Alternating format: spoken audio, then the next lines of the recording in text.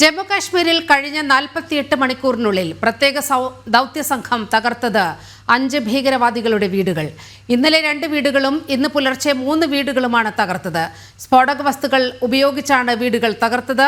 ജെയ്ഷെ മുഹമ്മദ് എന്ന തീവ്രവാദ സംഘടനയിലെ പ്രധാനിയായ യസാനുൽ ഹക്കിന്റെ പുൽവാമയിലെ വീടും തകർക്കപ്പെട്ടു. ജനം ടിവിയുടെ പ്രതിനിധി നന്ദഗോപൻ പുൽവാമയിൽ നിന്നും ചേരുന്നു. നന്ദൻ, വിവരങ്ങൾ.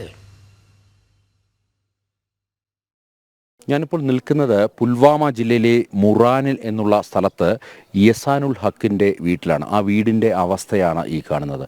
ഇന്നലെ രാത്രിയിൽ പ്രത്യേക ദൗത്യസംഘം എത്തി സ്ഫോടക വസ്തുക്കൾ ഉപയോഗിച്ച് ഈ വീട് പൂർണ്ണമായും തകർത്തു. ഇയാളൊരു കൊടിയ തീവ്രവാദിയാണ്. അതേപോലെ തന്നെ ലഷ്കർ ഇ തൊയ്ബയുമായും അതേപോലെ തന്നെ ജെയ്ഷെ മുഹമ്മദുമായും ഒക്കെ തന്നെ ബന്ധമുള്ള ഒരു തീവ്രവാദിയാണ്. ഇയാൾക്ക് ഈ പെഹൽഗാവിലെ ബൈസരൻ വാലിയിൽ നടന്ന തീവ്രവാദ ആക്രമണവുമായി ബന്ധമുണ്ട് എന്നുള്ളത് കൃത്യമായി അന്വേഷണ സംഘത്തിന് ബോധ്യപ്പെട്ടതിൻ്റെ അടിസ്ഥാനത്തിലാണ് ഇന്നലെ രാത്രിയിൽ പ്രത്യേക ദൗത്യസംഘമെത്തി ഇത്തരത്തിൽ സ്ഫോടക വസ്തുക്കൾ ഉപയോഗിച്ച് ഈ വീട് പൂർണ്ണമായും തകർത്തത്.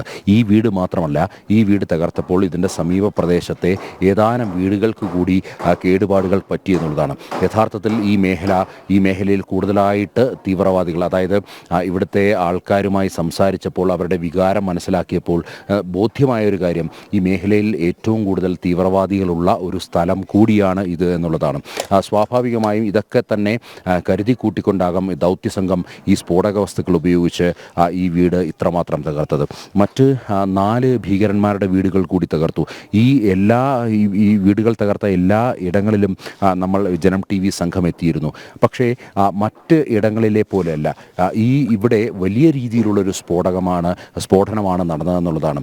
വലിയ രീതിയിലുള്ള സ്ഫോടക വസ്തുക്കൾ ഉപയോഗിച്ചാണ് ഇവിടെ തകർത്തത് എന്നുള്ളത് ഈ ദൃശ്യങ്ങളിൽ നിന്നും വ്യക്തമാകും. അതായത് മറ്റ് ഇടങ്ങളിൽ വീടുകളൊക്കെ തന്നെ ഭാഗികമായി തകർന്നപ്പോൾ ഇവിടെ ഈ വീട് പൂർണ്ണമായും തകരുന്ന ഒരു സ്ഥിതിവിശേഷമാണുള്ളത്. അതായത് അത്രമാത്രം വലിയ രീതിയിലുള്ള ഒരു സ്ഫോടനമാണ് ഇവിടെ നടന്നത് എന്നുള്ളതാണ് യാഥാർത്ഥ്യം. മാത്രമല്ല, ഇയാൾക്ക് ഈ വീട് ഇപ്പോൾ ഈ യസാനുൽ ഹക്ക് എന്ന് പറയുന്ന ആ ഒരു തീവ്രവാദിക്ക് അയാൾക്ക് ഇതുമായി വളരെ കാര്യമായി ബന്ധമുണ്ട് എന്നുള്ളത് തന്നെയാണ് ഈ അന്വേഷണ സംഘം വ്യക്തമാക്കുന്നത്.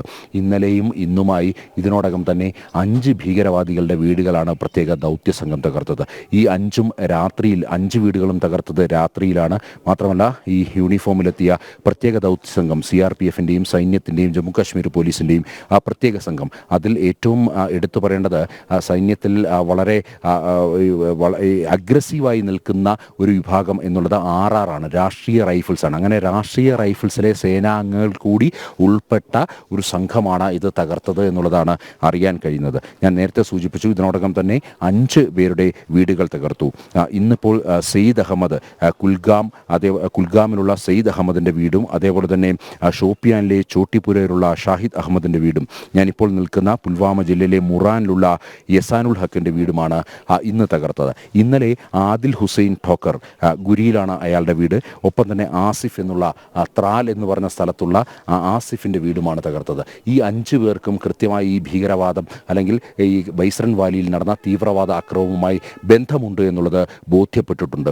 മാത്രമല്ല, ഇവരെ പ്രാദേശികമായി സഹായിക്കുക മാത്രമല്ല ഇവർ ചെയ്തത്, ഇവരെല്ലാം തന്നെ ഏതാണ്ട് 2017 കാലഘട്ടത്തിൽ പാകിസ്ഥാനിലേക്ക് കടന്ന് അവിടെ ജെയ്ഷെ മുഹമ്മദിൻ്റെയും അതേപോലെ തന്നെ ലഷ്കർ ഇ തൊയ്ബയുടെയും ഒക്കെ തന്നെ പ്രത്യേക ട്രെയിനിങ് എടുത്ത ശേഷം പിന്നീട് കാശ്മീരിൻ്റെ മണ്ണിലേക്ക് വന്ന് നമ്മുടെ രാജ്യത്തേക്ക് വന്ന് വിഘടനവാദവും തീവ്രവാദവും ഒക്കെ തന്നെ നടത്തിയവരാണ് ഇവരിപ്പോഴും പല ഭാഗങ്ങളിലും പല തീവ്രവാദ ആക്രമണങ്ങൾക്കും നേതൃത്വം നൽകുന്നു, അല്ലെങ്കിൽ അതിനുവേണ്ടി ചർച്ചകളും മറ്റും നടത്തുന്നു എന്നുള്ളത് കൃത്യമായി തന്നെ അന്വേഷണ സംഘത്തിന് ബോധ്യപ്പെട്ടു. ഇതിൻ്റെ അടിസ്ഥാനത്തിലാണ് ഈ 5 പേരുടെയും വീട് തകർക്കുവാൻ വേണ്ടി പ്രത്യേക ദൗത്യസംഘം തയ്യാറായത്. മാത്രമല്ല, വരും ദിവസങ്ങളിൽ കൂടുതൽ വീടുകൾ തകർക്കുമെന്നുള്ള, അല്ലെങ്കിൽ വരും മണിക്കൂറുകളിൽ ഒരുപക്ഷെ ഇന്ന് രാത്രിയിൽ തന്നെ കൂടുതൽ പേരുടെ വീടുകൾ തകർക്കുമെന്നുള്ള കാര്യത്തിൽ തർക്കമില്ല. അത്തരത്തിലെ ഒരു നീക്കങ്ങളാണ് ഇപ്പോൾ ദൗത്യസംഘത്തിനുള്ളത്. ശരി നന്ദൻ, പുൽവാമയിൽ നിന്നാണ് നന്ദഗോപൻ ഈ കാര്യങ്ങൾ റിപ്പോർട്ട് ചെയ്തത്.